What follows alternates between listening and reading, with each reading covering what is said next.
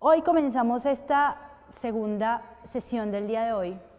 Yo lo dije esta mañana, tú no me escuchaste, pero yo decía que yo conozco a David desde hace ya unos cuantos años y que es una de las personas más inteligentes que conozco. Que desde que lo conozco, además era muy chiquis, siempre me sorprendió, siempre me sorprendió lo brillante, la forma de analizar. Además tiene un carácter súper chévere, cuando tiene que regañar, regaña, pero tiene un carácter súper chévere. Una personalidad increíble, de verdad para mí, y se lo he dicho en otras oportunidades, como te decía David, lo dije esta mañana en un resumen que hacíamos de lo que hacía este evento y contábamos además quiénes venían en la próxima transmisión. Pero para mí es un honor conocerte, para mí es un honor pues, y un privilegio conocer y compartir con tu familia, pero hoy nos trae acá algo totalmente diferente. Yo creo que ninguno de los dos nos íbamos a imaginar que íbamos a estar en un escenario como este hablando de otra cosa. Jamás. Además, este caballero que ustedes ven acá, es que yo no voy a leer tu hoja de vida, pues porque digamos que ya la publicamos, ya la compartimos, ya. Pero cuando ustedes se metan, los que no se han metido, los que ya lo hicieron ya saben de qué estoy hablando, pero cuando ustedes se metan en el sitio web de grandesgeniostv.co y busquen nuestro Digital Transforma y vean a nuestros, en el espacio donde están todos nuestros speakers, vean la hoja de vida de este caballero, que sigue siendo muy chiquis de edad, tú sigues siendo muy chiquito. Es sorprendente. O sea, uno lo lee y dice, sí, hay que ser muy brillante para haber aprendido, estudiado y logrado todas esas cosas en tan corto tiempo. David además nos acompaña hoy desde Nueva York, ¿cierto? Sí.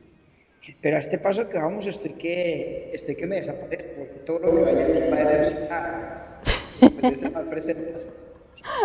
No, tranquilo. A ver, si algo tengo clarísimo es que tú no me vas a dejar mal con eso de que eres muy inteligente. Entonces, David. No, pero sí, de verdad que gracias por esta invitación, Denise. Qué delicia compartir este espacio contigo. Sabes, de todo mi cariño, tantos años hace que nos conocemos y además recientemente nos reencontramos después de mucho tiempo, de manera que muy, muy honrado de poder estar aquí con ustedes. David, a ver, te cuento un poco. En Digital Transforma hemos tenido muchos temas. Nos encanta hablar de innovación, nos encanta hablar de transformación, nos encanta hablar del mundo digital en muchos sectores. Pero hablar de generación de contenidos, de nuevos formatos, unidos además a temas que se supone que son súper tradicionales, no es tan común, pero ustedes han logrado algo muy chévere con Urbi et Orbi. Han logrado, como en ese resumen les contábamos al público como, imagínense esta fusión de la filosofía en un podcast, pero además no solo hablando de filósofos, no solo hablando de ciertos personajes, sino hablando de Britney Spears, Taylor Swift. Exacto. Entonces, creo que, no sé si fue pensado desde el principio o ustedes al principio dijeron, no, vamos a montar un podcast de filosofía y vamos a ser serios, o desde un principio fue como, no la vamos a lograr, vamos a reinventar la conversación de la filosofía, la vamos a volver un podcast y vamos a hacer que la gente que tal vez nunca había escuchado o nunca había leído, o nunca quería tener algún tipo de relación con la filosofía, llegue aquí. Pues mira, la verdad es que pues ha sido una historia interesante y curiosa. Yo sí creo que lo que hemos hecho en Urbi et Orbi, con este podcast que es ostensiblemente sobre filosofía, es un ejemplo maravilloso, digamos, de las libertades que da la creación de contenido digital. porque hemos sido súper chambones, esa es la verdad, súper chambones, en varios sentidos. Primero, en que la concepción del podcast era una cosa muy modesta. Tenía básicamente dos propósitos. Uno era para Octavio Galvis, un muy buen amigo mío que es con quien hago yo el podcast. Para Octavio era un ejercicio, digamos, profesionalmente interesante. Octavio es guionista, es periodista, una persona muy interesada por, digamos, los nuevos medios digitales, y para él era, digamos, profesionalmente atractivo inventarse un podcast, a ver qué salía de ahí. Y para mí era importantísimo, sigue siendo muy importante, tener en la cotidianidad de mi vida un espacio reservado para la filosofía. Yo me formé como filósofo, mi pregrado es en filosofía, mi doctorado es en filosofía, pero como tú bien sabes, mi desempeño profesional ha sido en áreas muy diferentes. A veces en temas relacionados con la política, pero más fundamentalmente en temas de consultoría de estrategias en el sector privado, que es lo que hago acá en Nueva York, donde vivo hace unos 7 años. Mi vida cotidiana laboral no tiene nada que ver con la filosofía, pero es uno de mis más profundos amores. Entonces, para mí el podcast en realidad no era sobre la audiencia, no era sobre Octavio, no era sobre nada, era sobre mí. Eh, Era para crearme un espacio recurrente, una suerte de obligación conmigo mismo, reforzada por ir creando una obligación con otros, con la audiencia, para dedicarle tiempo a la filosofía. Y esto me parece que vale la pena, pues,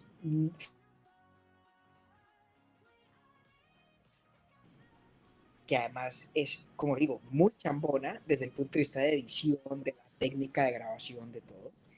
Y la compartimos por WhatsApp con algunos amigos, algunos familiares, digamos, no sé, 10, 15 personas, y un buen día dijimos, qué carajos, pongamos esto en internet a ver qué pasa.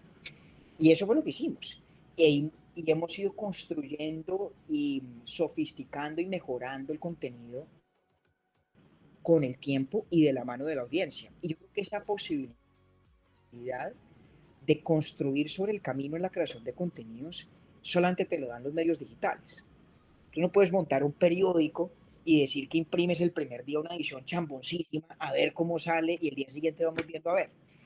En el mundo del internet y de los medios digitales, ¿cierto? Ni en un canal de televisión.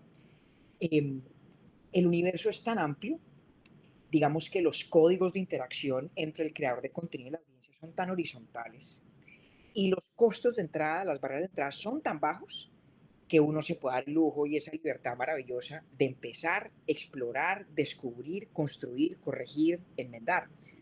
Y nosotros somos unos grandes beneficiarios de eso. Yo creo que si no estuviéramos metidos en un ámbito de creación de contenido digital, seguramente el podcast nunca habría ocurrido, porque habríamos grabado algo y hubiéramos editado por meses, y a lo mejor un día me levanto y lo oigo y digo, no, esto no sirve, este capítulo es un desastre, hay que volverlo a hacer.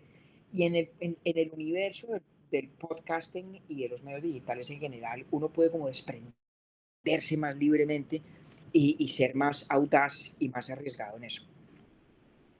Entonces, Bueno, ya llevamos 2 años en este ejercicio.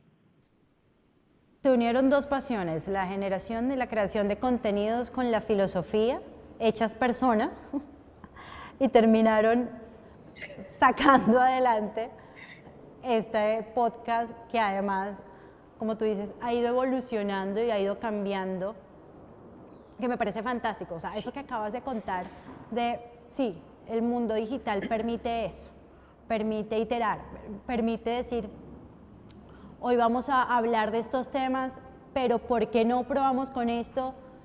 Funciona, pues sigámoslo haciendo, o no, pues no lo hagamos más, o démosle otra oportunidad a ver qué. Pero eso solo pasa definitivamente con este tipo de contenidos. Y me parece maravilloso. Ustedes además...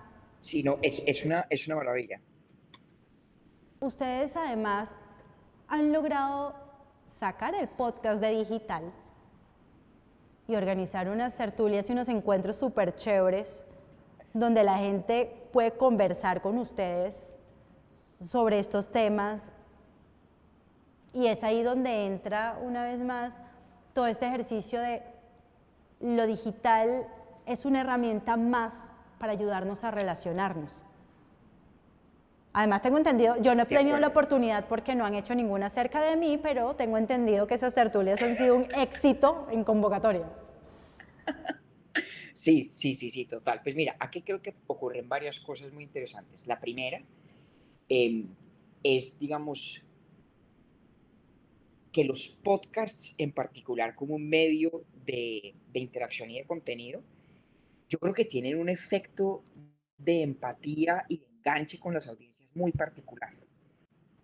A mí tiene una combinación que a mí me encanta, y es que a mí nadie me conoce la cara, todo el mundo me conoce la voz, y por esa vía conocen mi temperamento y mi personalidad, digamos, con una pureza muy singular. Hoy estaba leyendo un newsletter de un tipo muy interesante, se llama Scott Galloway, que tiene uno de los podcasts sobre negocios más famosos y más exitosos en Estados Unidos, y él cuenta que él, dependiendo de cómo la gente se le acerca en la calle, sabe si el contenido suyo lo accedieron a través de un libro o de un programa de televisión o un video o por un podcast. Y que la gente que se le acerca como si fueran viejos conocidos y amigos son los oyentes de los podcasts. Y la experiencia mía es muy similar. Nosotros, obviamente, durante el primer año del podcast tuvimos muy pocos encuentros con nuestra audiencia fuera del correo electrónico. Tenemos un correo al que la gente nos escribe y yo soy, digamos, el curador del correo. Octavio es el curador de Instagram, porque yo soy un desastre en Instagram. No me meto nunca, no hago nada, soy un desastre. Pero en cambio, en el correo soy súper juicioso y tengo, digamos, corresponsales oyentes con los que nos escribimos largas cartas sobre temas de filosofía u otros asuntos del ámbito del podcast, mucho más interactivos. Y la experiencia mía ha sido exactamente esa, que hay de entrada, digamos, un nivel de química sorprendente para mí por la relación que se construye a través de la voz como medio. En nuestro caso, además, porque nosotros, digamos, traemos mucho de nuestra vida personal al podcast.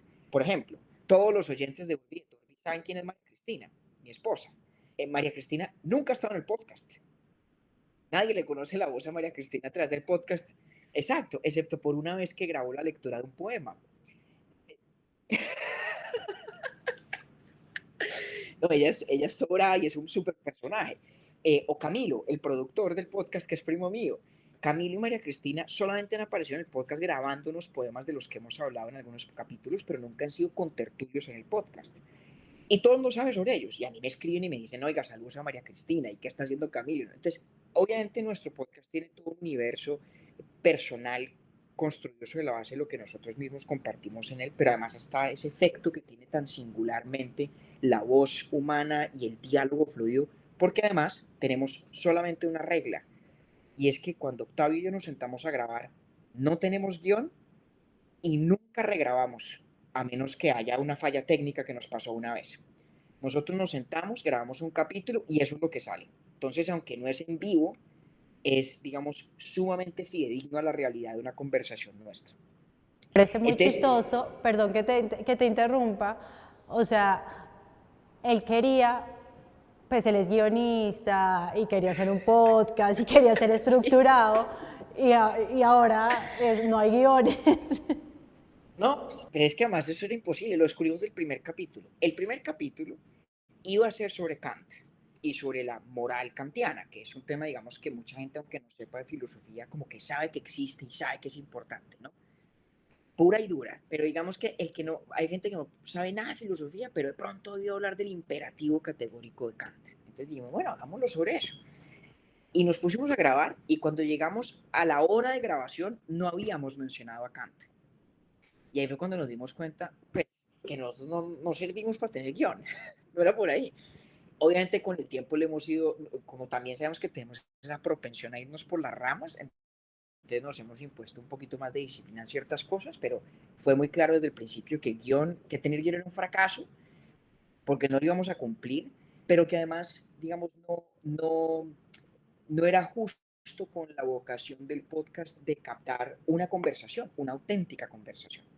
Ahora, dentro de todo ese contexto de lo que hacemos y de la relación que crea con la audiencia, ha sido maravilloso, como tú contabas, poder sacar las relaciones fuera del ámbito del podcast y llevarlas a otros escenarios. Y hemos hecho un par de cosas en eso. Una, que era lo que hacías tu alusión, Denise, son los talleres de lectura. Hemos encontrado que nuestros oyentes, había gente, digamos, con gran apetito y gran conocimiento de la filosofía, digamos, sin tener muchos espacios para compartirla con otros, y otras personas que nunca se han acercado, que nunca les había interesado y que descubrieron que esto les fascina. Y en esos dos grupos ha habido una demanda por más. Se oiga, muy chévere una conversación de una hora sobre David Hume o sobre, qué sé yo, ¿no? O sobre la amistad desde el punto de vista filosófico, pero yo quiero más. Y entonces para eso dijimos, bueno, pues ¿por qué nos inventamos unos talleres de lectura? Entonces hemos hecho talleres donde abrimos inscripciones con la expectativa de que hubiera 3 o 4 incautos que se inscribieran para sentarse un sábado a hablar de filosofía 3 horas conmigo y con Octavio. Imagínate el ladrillo. Digo, bueno, esto parecería ser más, no, demasiado amor. Esto es una cosa que uno crearía como para los enemigos. Qué castigo. Y mentiras que no. Encontramos que la demanda era altísima.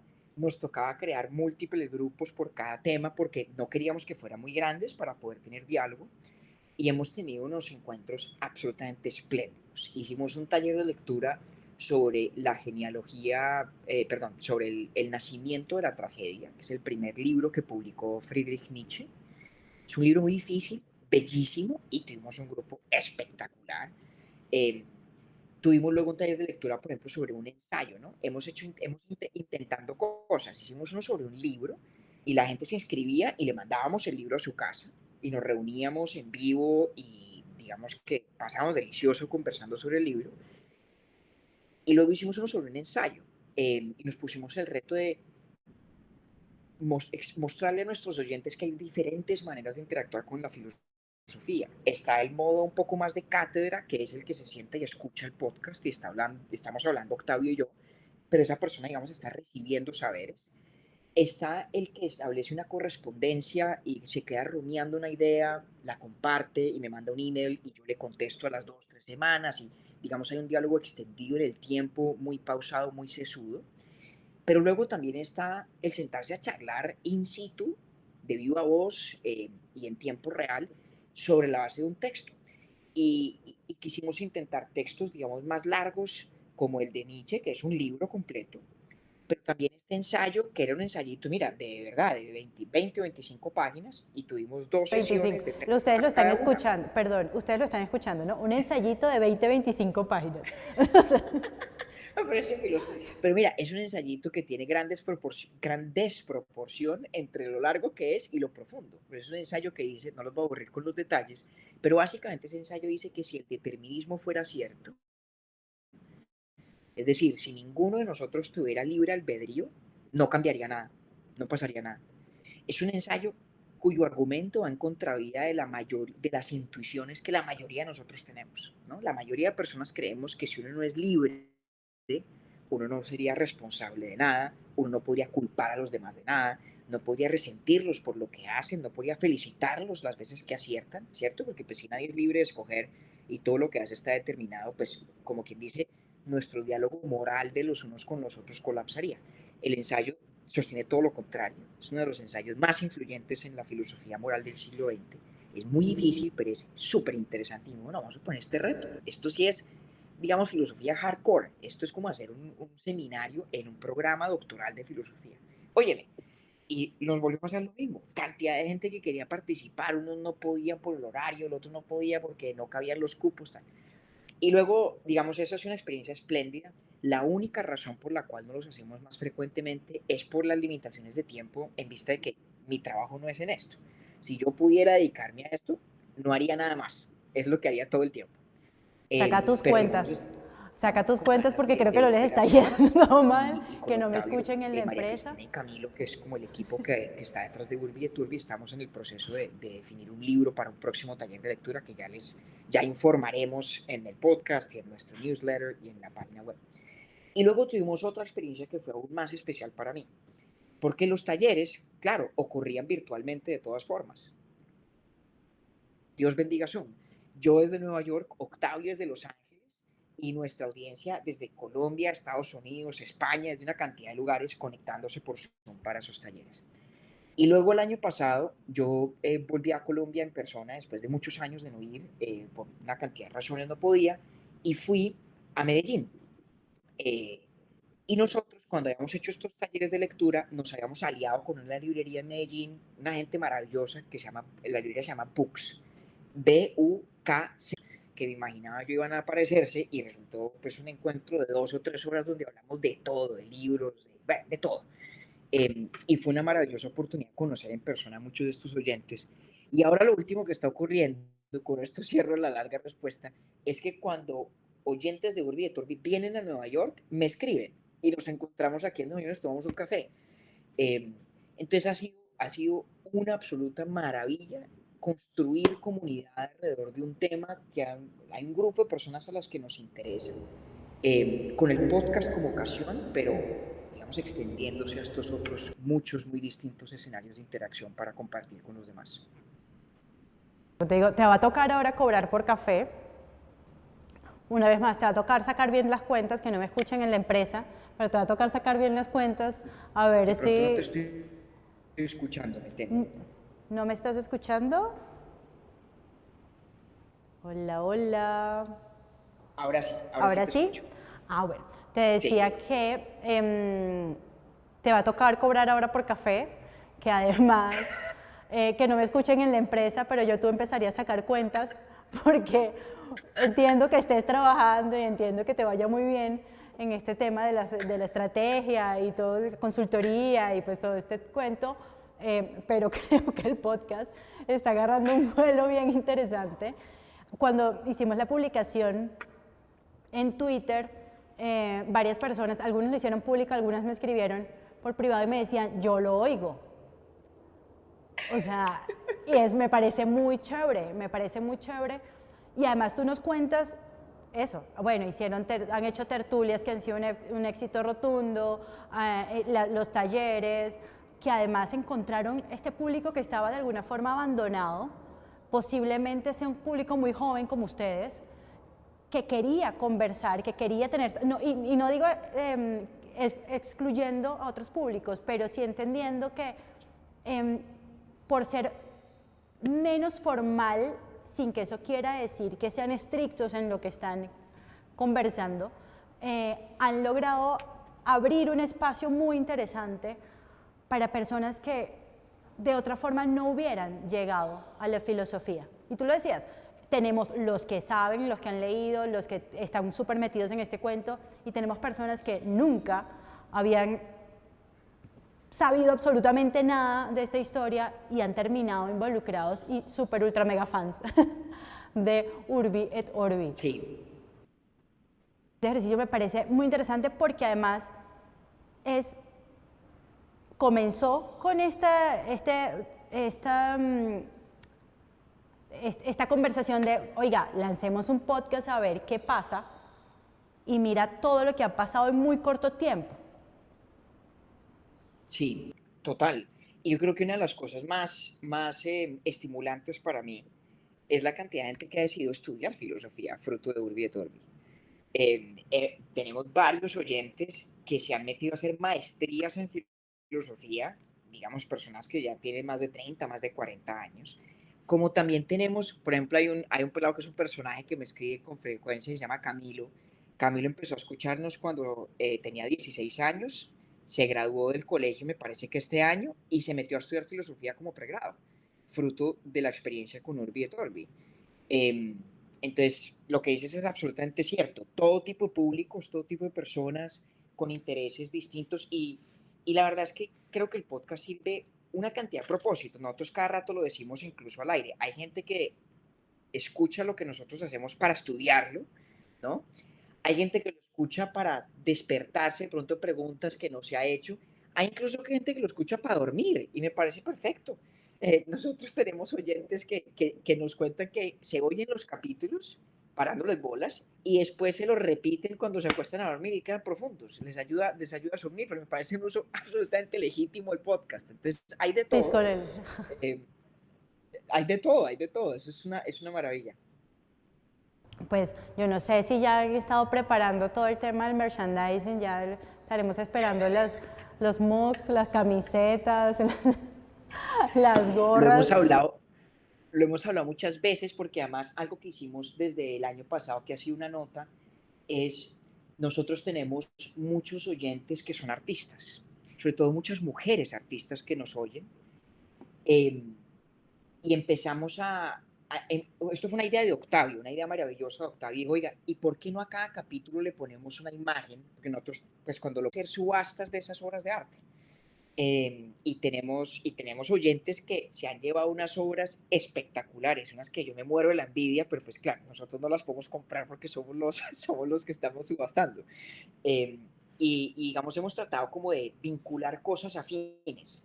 Hicimos esa subasta para promover el trabajo artístico de estas oyentes que tienen un talento extraordinario, y lo que recaudamos de la subasta por encima, digamos, del valor de compra a las artistas, se lo entregamos a una fundación en Medellín que tiene un programa de lectura infantil maravilloso. Entonces hemos tratado, además del contenido, además de la filosofía, además de crear comunidad, hacer de esto una ocasión para estimular otros comportamientos, actividades afines como la creación artística, como los programas sociales de promoción de lectura infantil. Y ahí le vamos, esto es como un árbol de Navidad, cada temporada le vamos colgando más muñequitos a ver qué más se nos ocurre. Cualquier día esto sacamos cachucha de Urbi et Orbi. Pero definitivamente te escucho y, a ver, hace poco tenía una conversación con alguien que me decía, pero ese tema de los podcasts, como chévere, hay de todo, o sea, el universo de los podcasts ha crecido muchísimo, además estos últimos años. Pandemia disparó lo que faltaba por disparar, creería yo. Uno puede literalmente encontrar un podcast de cualquier tema que se le ocurra, cualquier cosa. Pero me decía, sí, muy chévere el sentarse y contar o entrevistar o lo que sea, pero ¿qué hay más allá? ¿No? Y creo que ustedes son el mejor ejemplo de lo que hay más allá. Puedes llevar el podcast a la tertulia, puedes llevar el podcast a una subasta y además ayudar a otras personas con lo que se recaude en la subasta, y puedes llevar el podcast a unos talleres, y puedes, sin duda alguna, llevar el podcast al merchandising, y puedes llevar el podcast a un café con David y te voy a comercializar. Cuando tú vengas a Colombia, yo voy a comprar esos derechos. Si quieren No, un pues café con seríamos los David, más de... No, no, no, donde tengamos a Denise Byrne, de Chief Marketing Officer de Urbi et Orbi, estamos hechos. Lo he dicho, tú y yo tú solo tenemos avisa. un café pendiente. Tú solo No, avisa. creo que eso es muy cierto. Ahora, de pronto lo que dice tu amigo tiene un sustrato de verdad que es importante reconocer, y es que, digamos que el universo de creación de contenido digital tiene dos caras. Uno, la maravilla de que las barreras de entrada para la creación de contenido son casi nulas, son irrisorias. O sea, ¿cuáles son los costos de Urbi et Orbi? Nosotros pagamos $10 al mes por, digamos, el servicio de almacenamiento digital de todos los audios que son pesados, y compramos micrófonos. Ese es el costo de Urbi et Orbi, ¿no? Pero sí es cierto que la otra cara de la moneda es que cualquiera puede crear contenido y no todos los contenidos son buenos. Es más, te voy a confesar una cosa. Todos mis estudios en filosofía los hice en inglés. Yo salí de Colombia después del colegio y estudié el pregrado en inglés, el doctorado en inglés. O sea, para mí es mucho más fácil sentarme a hablar de filosofía en inglés que en español. Y la razón por la cual yo decidí hacer el podcast en español y no en inglés es porque en inglés ya existen unos contenidos absolutamente extraordinarios en calidad de filosofía, y en español bastante menos. Y digamos que yo quería ayudar a suplir un poco un vacío también de calidad de contenido.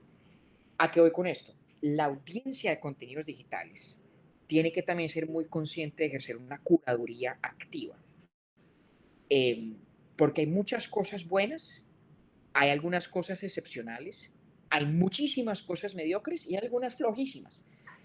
Y digamos que la ventaja es que uno se puede mover muy fácilmente de una cosa a otra, ¿no? Tú escuchas un podcast y a los 20 minutos sabes si te gusta o no te gusta, cambias, no lo tienes que seguir escuchando, no pagaste nada para oírlo, no pasó nada. Pero es muy importante, yo creo, sobre todo en temas que la gente apenas está empezando a explorar, que uno sea autocrítico en el criterio con el que consume contenidos. Yo espero que una de los beneficios que nosotros le podemos conferir a nuestra audiencia en Orbi et Orbi es ayudarla a formar un mejor criterio para la selección de contenidos. Porque algunas de las cosas que nosotros hacemos con frecuencia es también hablar de de ideas o de teorías o de nociones, digamos, facilistas, intelectualmente flojas, que hay por ahí y que la gente repite como si fueran verdades y que la verdad pues no lo son o distan mucho de serlo. Entonces, creo que de pronto lo que a tu amigo que no le falta, ¿verdad? Es, bueno, pero es que cualquiera crea un podcast y ahí lo que hay es, digamos, el reto de construir, de educar audiencias, digámoslo así, de educar audiencias, que es, creo que es parte de lo que uno hace cuando hace buenos contenidos. Y ustedes lo hacen definitivamente muy bien. Y, a ver, me encanta la conversación porque el ejercicio ha sido súper completo, ¿no?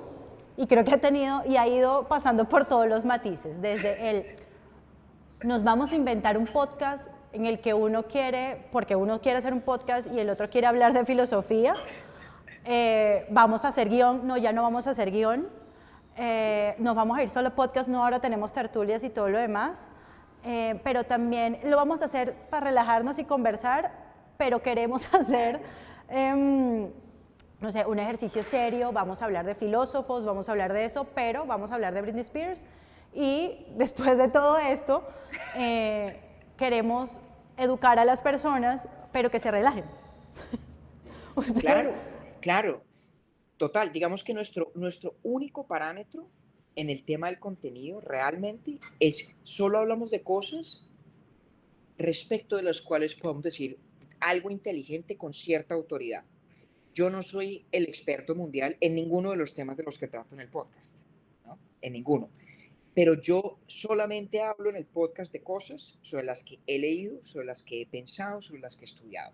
Repito, no soy el gran experto global, pero puedo hablar de ellas con cierta autoridad.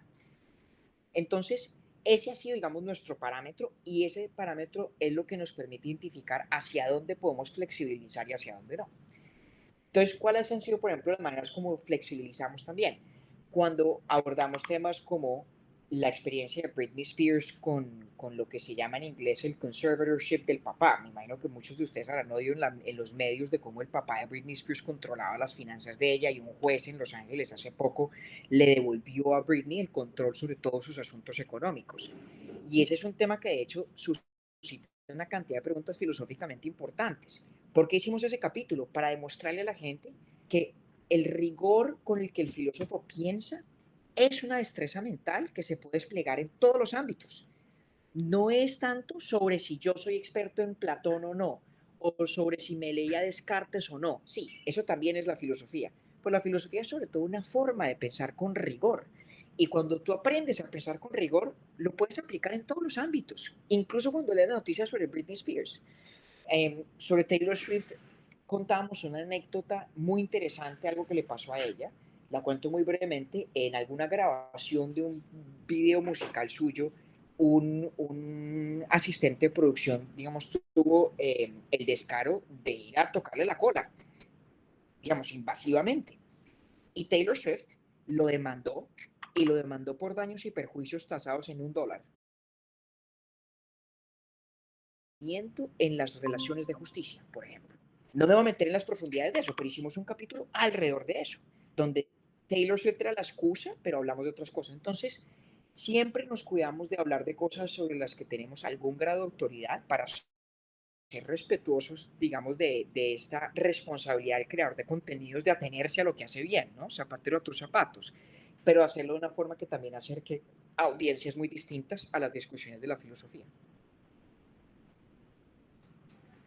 Y de hecho, lo mencionaste un poquito antes, lo tenía por ahí pendiente de recordar, y es eso, perdón, de cómo podemos aplicar algo a muchísimos ámbitos, a muchísimos sectores, un poco lo que nos pasa a nosotros con el Digital Transforma, y es, hablamos de transformación digital, hablamos de innovación en distintos sectores, porque todo al final está siendo de alguna manera impactado por lo que estamos conversando.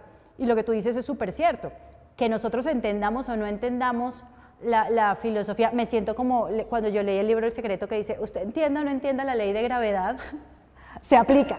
O sea, usted va a pegar, o sea, se va a caer si brinca, o sea, si me hago entender, es un poco como ese ejercicio, es, usted entienda o no entienda la filosofía, de alguna forma puede aplicarla a cualquier aspecto de su vida.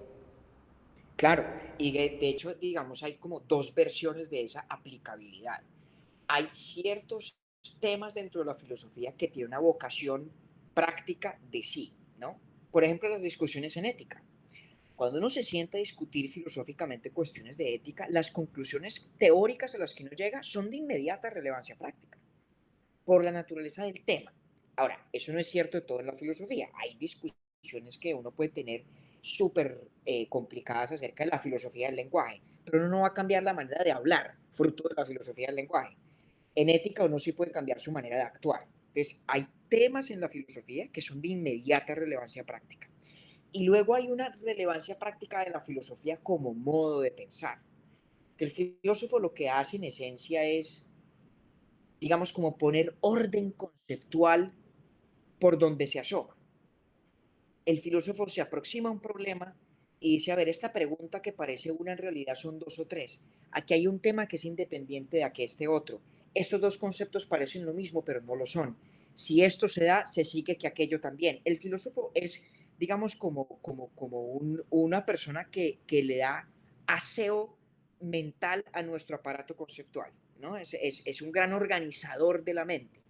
Y esa capacidad de crear orden mental, al menos en mi opinión y en mi experiencia, es algo que es útil en todos los ámbitos de la vida. Yo cuando estoy en mi trabajo hablando con clientes del sector privado sobre cuál debe ser su estrategia de negocio los 5 años, por ejemplo, nunca les voy a hablar de Aristóteles, nunca les hablo de Santo Tomás ni de San Agustín, pero cuando nos sentamos a discutir sobre sus estrategias de negocio, yo sí me encargo y mi trabajo es efectivamente crear orden mental a ese pensamiento, digamos, a veces desordenado, a veces caótico, que tienen sobre sus propias perspectivas estratégicas. Entonces, digamos, yo lo veo en mi propio trabajo y lo creo cierto en todos los ámbitos. La filosofía en eso se parece mucho a las matemáticas.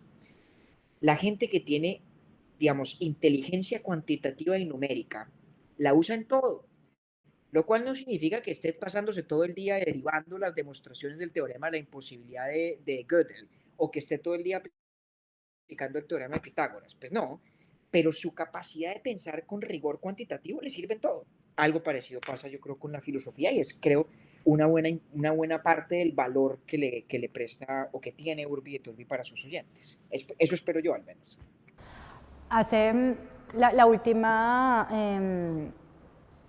lo hablábamos justamente, era de cómo no somos solamente este profesional que estudió X carrera o que no somos solamente, por ejemplo, o sea, hablamos de como todas las cosas que hace Linda. Entonces Linda hace karate, Linda practicó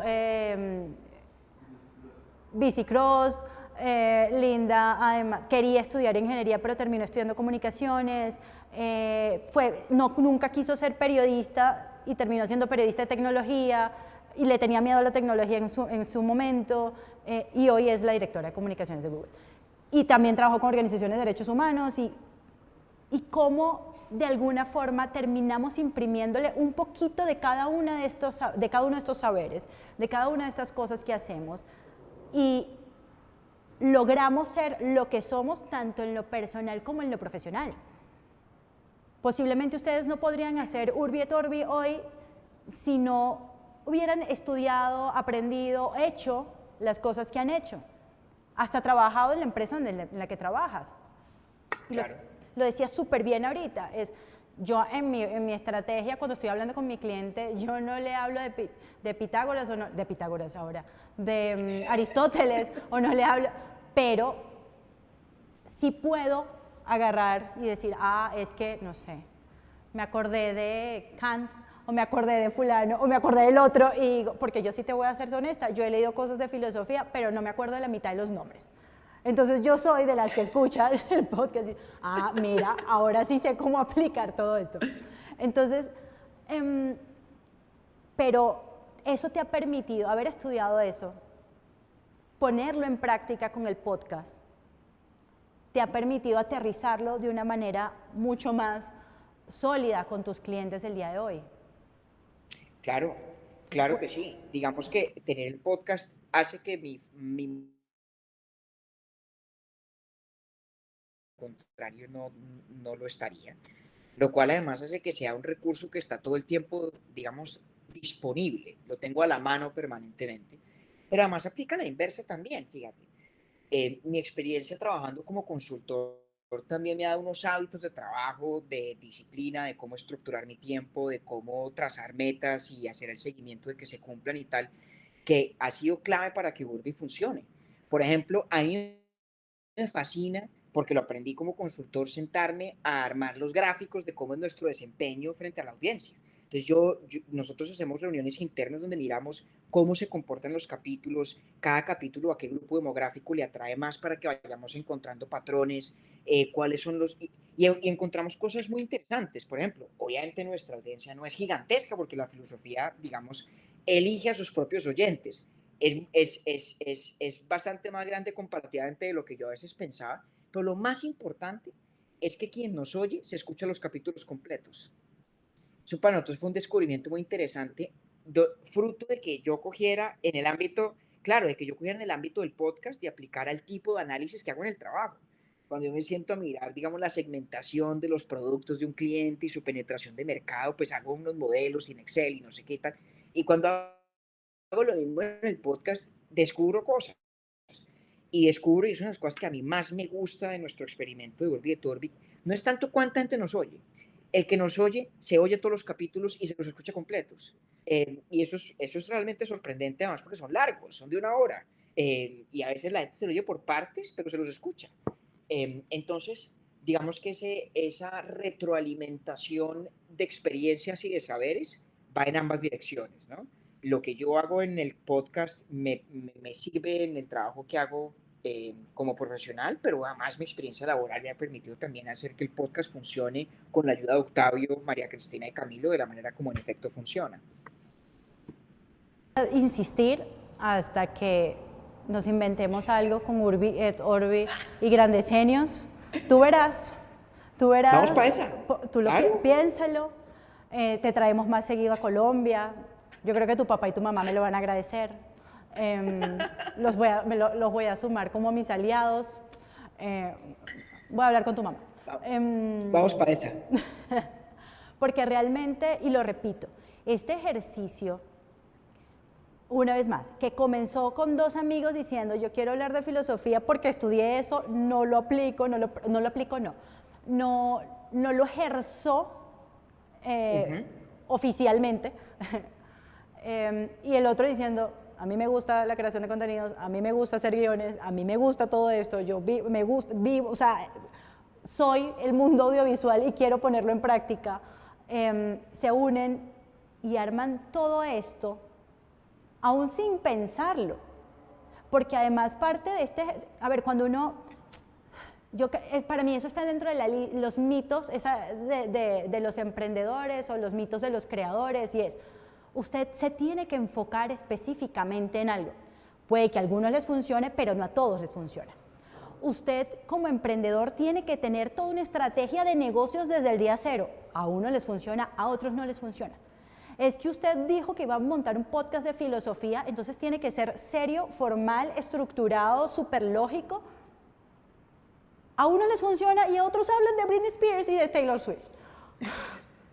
Y deciden armar una tertulia en Medellín y hay personas sentadas en las escaleras, personas que no caben en el lugar, porque encontraron su espacio. Un espacio que no estaba diseñado para hacer una tertulia, un espacio que no estaba diseñado para hacer un taller, un espacio que no estaba diseñado para aplicarse en tu día a día en el trabajo, y terminó poniendo su cuota en cada una de estas cosas. Sí. Ustedes de verdad son un ejemplo fantástico de creación de contenidos. Y yo creo que la mágica para esto. De acuerdo. Yo creo que lo esencial es uno tener una noción suficientemente clara de qué es lo que quiere hacer y por qué. No tiene que ser tan definida en todo el detalle como tú bien dices, porque, digamos, es un descubrimiento. A veces en esto, para usar el trillado verso de Machado, el camino se hace al andar. Pero sobre todo me parece que en la innovación de contenidos, lo que uno tiene que recordar es que uno puede terminar construyendo o creando la demanda para aquello que uno va a hacer. Digamos, vamos a poner un ejemplo tonto, pero el que quiera mañana montar una fábrica de papel higiénico, no tiene cómo crear más demanda de la que ya hay. Hay que entender el mercado como es, tal y como existe, y ver cómo encuentra su huequito, ¿cierto? El que crea contenidos tiene la posibilidad de crear demanda que no existía. Es decir, los oyentes de Urbi et Orbi no eran personas que estuvieran desesperadamente esperando a que les cayera encima un podcast de filosofía. No, claro que no. En lo absoluto. Es más, yo creo que un porcentaje aceptable, no sé qué tan grande, pero digamos algún porcentaje, ni siquiera había podcasts antes de eso. Entonces, nosotros finalmente hemos ido construyendo la demanda que suplimos. Y en eso, digamos que esa es la gran maravilla de la innovación, no solo en contenido, sino en todos los ámbitos. Y es que la genialidad del que innova radica en saber cuáles son las nuevas creaciones que van a satisfacer necesidades o deseos que la gente todavía no sabe que tiene. Tenemos que hacer un ejercicio para ver qué otras cosas descubrimos. Ya usted, digamos, han ido, además tengo que hacer otra, tengo que felicitarlos por otra cosa, y es que es un éxito absoluto que la gente escuche completo un podcast de una hora. Imagínate. O sea, eso es muy complejo en lo audiovisual, o sea, es muy complejo en los videos, es muy complejo en las entrevistas, es muy complejo en algunas cosas, pero cuando se logra es fantástico. No porque, tan chévere, la gente me escucha una hora, es por lo que están logrando, es por ese efecto que están logrando en la gente. Claro, y eso también es fruto de una curva de aprendizaje, fíjate, porque empezamos a descubrir haciendo ese análisis lo siguiente. Nosotros antes, cuando arrancamos el primer capítulo, no tiene introducción, no tiene jingle, no tiene música, no tiene nada. Eso es como, mejor dicho, sin anestesia. Uno pone play y arranca Octavio, ¿qué hubo, David? ¿Qué más? ¿Qué hubo, Octavio? ¿Qué ha habido? Y se fue, ¿cierto? Y luego empezamos a ponerle un poquito más la cortinilla al principio. Hola, bienvenidos a Orbi et Orbi. Muy bien. Con el tiempo nos fuimos dando cuenta que nuestros títulos, dependiendo de quién es nuestro oyente, no siempre le dejan entrever sobre qué es el capítulo en realidad. Hay capítulos que son, digamos, muy transparentes en eso, sobre el amor, sobre la amistad o sobre la muerte. Esos son claramente sobre esos temas. Pero, por ejemplo, hay uno que se llama Las ruinas circulares de Descartes, que además es una alusión a una frase de Borges. Caramba, alguien lee eso y de pronto dice, no tengo, obviamente lo puse yo, y más de un oyente seguramente lo vi y dice, ¿qué es esto? Entonces descubrimos que se volvía muy importante para ser, digamos, transparentes con nuestra audiencia, grabar una muy breve introducción de 30 segundos, un minuto, que siempre la hace Octavio. Y lo que eso produce es que la gente puede rápidamente decidir si se queda o no se queda. Eso también permite que el que se queda todo el tiempo, porque ya sabe a qué se metió. Y dijo, me interesa. Entonces, fíjate que es un gran logro que tengamos esa característica de un altísimo porcentaje de los capítulos siendo escuchados por la persona que los oye, pero también hemos construido y aprendido cómo llegar hasta allá, permitiéndole a las personas, a los oyentes, rápidamente tomar una decisión sobre si quieren seguir o no quieren seguir, dándoles esa introducción. Entonces hemos ido con el tiempo sofisticando el podcast incluso en ese sentido, con ese tipo de adiciones. Bueno, después de esta conversación tan sabrosa con David, que a veces no lo quiere soltar cuando se sienta a hablar con él, les voy a contar esto va para el anecdotario, yo no sé si tú sabías esto, me van a colgar, cuando las chicas se enteren que lo conté me van a colgar. Dile a tu señora que eso pasó hace mucho tiempo y que no se preocupe, no hay nada que preocuparse.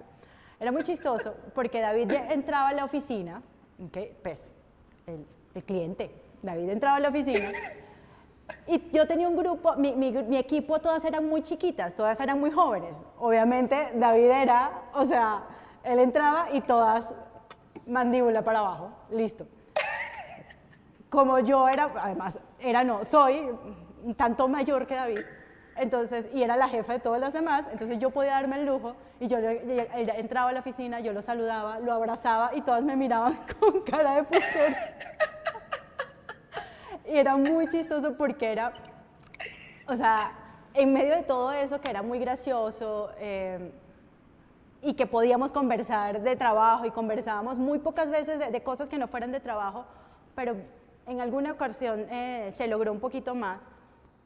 Como les digo, este caballero que está acá que es un personaje así como lo escuchan, como lo ven, que siempre tiene esa sonrisa en la cara, dispuesto además a compartir lo que sabe. Me encanta que esté logrando cosas así de diferentes porque lo conozco y sé que David es un alma vieja, él lo sabe, él no lo puede ocultar, es verdad. no lo puede ocultar, él es un alma vieja y que esté experimentando y que esté jugando y que esté creando cosas como estas en un podcast y que esté aprendiendo y haciendo tantas cosas en el mundo digital. Cuando nos conocimos me decía, yo no entiendo de eso, Denise. Explícame porque yo no entiendo de eso. Lo mismo que yo puedo hacer con él, con la filosofía, es explícame porque no entiendo. Y que hoy estés haciendo todo esto y que sea un éxito como es. Independientemente, y lo dijiste súper bien, y esto es un mensaje para todos, independientemente de la cantidad de seguidores, usted no tiene que tener una millonada de seguidores para generar un impacto real en la gente. Y este ejercicio que te ha ayudado a aprender muchas cosas, lo compartes con otras personas y crean este espacio maravilloso que es Urbi et Orbi, que se suponía, que tú lo decías, no era necesario, pero terminó siendo un espacio de mucho valor para la gente. Así que de todo corazón quiero felicitarlos.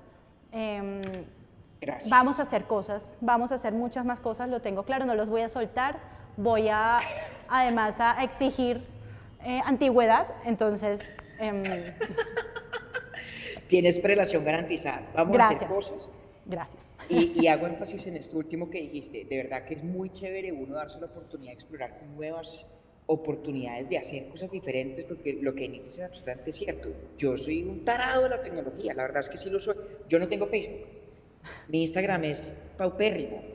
Y ahora Camilo, el productor, me tiene convencido de que tenemos que sacar NFTs de Urbi et Orbi y yo todavía no entiendo qué es un NFT. O sea, estoy apenas tratando de entender. Te voy a pasar, perdón que te interrumpa, te voy a pasar el video de un taller que tuvimos, de una charla que tuvimos el miércoles sobre NFTs. Te la paso para que le eches un ojo. Por favor, urgente, porque me tiene seco Camilo diciéndome que saquemos unos NFTs y yo no tengo ni idea de cómo funcionan ni con qué se come. Y hago énfasis por último en lo que tú dijiste, y vuelve a lo que hablamos en la pregunta anterior, y es, creo que lo único importante es uno saber qué quiere hacer y por qué lo quiere hacer. Claro, de acuerdo. Y hacer cosas como estas para tener grandes audiencias es un objetivo legítimo, pero no es el único y no tiene por qué serlo. Nosotros tenemos una tradición ya dentro de Urbi et Orbi muy particular, y es que siempre hablamos de que nuestros oyentes son 5 pelagatos y que serán eternamente 5. Nunca hemos dicho cuántas personas, pero son los 5 que son. Nunca hemos dicho cuántas personas nos escuchan, no lo diremos nunca. Nuestra audiencia son 5 pelagatos. Y es que es verdad, si fueran 5 pelagatos y entre ellos mi papá y mi mamá, y si fueran 1.000.000, pues igual estamos haciendo una cosa que nos encanta y disfrutamos. Entonces, yo en eso rescato lo que estabas diciendo, Denise, que es importante uno darse la oportunidad de explorar todas estas nuevas formas de crear contenidos, saber para qué lo está haciendo uno y con qué propósito íntimo, y eso es lo que le orienta a uno para tomar buenas decisiones y decisiones arriesgadas, de probar cosas nuevas y para saber mejorar con el tiempo. Y gracias por invitarme. Qué rico compartir contigo además en este escenario, ¿verdad? Que muchas gracias.